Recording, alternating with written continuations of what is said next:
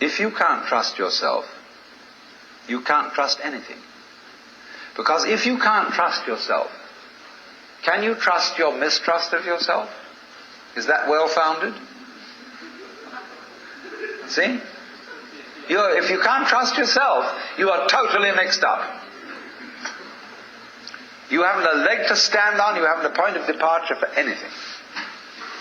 And in this respect, the Taoist philosophy and the Confucian philosophy are in agreement. In Confucius philosophy, the fundamental virtue of a human being is called Ren, spelled Jen for reasons best known to Chinese scholars. I don't know what they are, but it's pronounced Ren.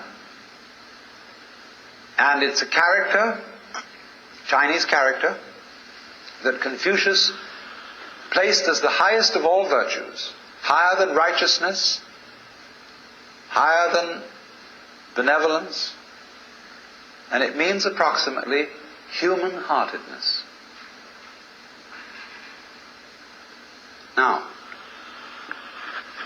Confucius once said that goody-goodies are the thieves of virtue.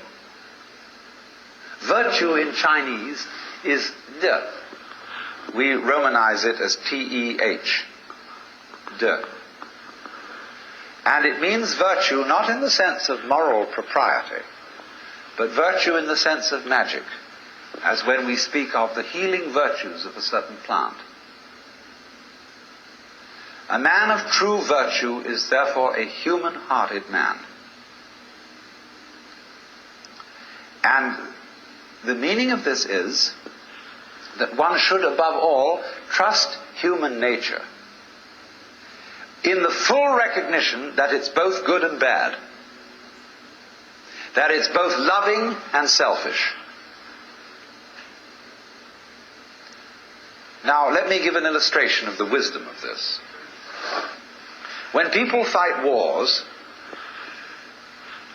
I trust them if the reason for which they fight a war is to expropriate somebody else's possessions and women.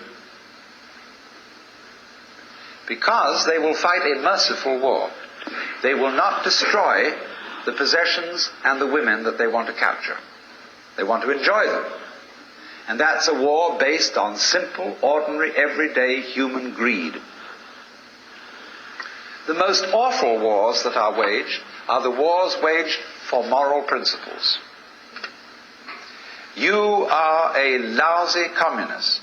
You have a philosophy that is destructive to religion and to everything that we love and value and reverence, and therefore we will exterminate you to the last man unless you surrender unconditionally. Such wars are ruthless beyond belief. We can blow up whole cities, wipe people out, because we are not greedy. We are righteous. That is why the goody-goodies are the thieves of virtue. If you are going to do something evil, do it for a plain, honest, selfish motive. Don't do it in the name of God. Because if you do, it turns you into a monster who is no longer human. A sadist, a pure destroyer. So an inflexibly righteous person is not human. And that is why, in Chinese ideas of justice, a good judge is not somebody who abides by the book. Their idea of justice is, for God's sake, keep the case out of court. Let us have a consultation behind the scenes. And let's arrange a compromise. Because we know our opponent is a rascal. I know I am a rascal. And therefore there can be a mutual arrangement between thieves. So we summon her and we talk about it, and we call the judge in an unofficial capacity. And the judge hums and haws, and if he's a good judge, he has a sense of what is called li. I'm going to talk to you about another meaning of a word pronounced Li later on, but it's quite a different word. Li is justice, but you can't write it down.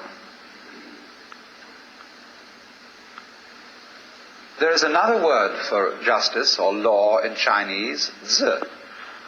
And this word represents, in its Chinese character form, a cauldron for cooking sacrifices and a knife. In the high and far off times of Chinese history, there was an emperor who, when the people brought their sacrifices of meat and so on to be put in the cauldrons, he also scratched with a knife on the side of the cauldrons the laws of the state, so that all the people could read them and understand what they were. But the sages who advised this emperor said that was a very bad thing to do, because the moment people see the law written down, they develop a litigious spirit. That is to say, they think out ways of wangling around it. And that's what we do all the time, don't we? The moment Congress passes a law, tax law especially, all the lawyers get together and they fill it full of holes. They say, well, it didn't define this and it didn't say that. And some of those Confucians wanted to put the language in order and to make all the words mean just so. But the Taoists laughed at them and said, if you define the words, with what words are you going to define the words that define the words? So they said, therefore, the emperor should not have written the laws down, because a sense of justice is not something you can put in words. It's what our lawyers call equity. And you talk to any lawyer, and he, in discussing various judges around town, he will say, well, Judge so-and-so is pretty much a stickler for the letter of the law. But on the other hand, Judge so-and-so has a sense of equity. He knows when the law, the letter of the law, just doesn't apply to this particular case. And he just has an innate sense of fair play. That's the man to be trusted as a judge. So this is what the Chinese mean by a judge who has the sense of Li, of real justice. It can't be written down, it can't be explained, because every case is individual. But what such a man has fundamentally in his heart, he trusts the good and bad of human nature. Human beings are complex. We don't know ourselves at all, really.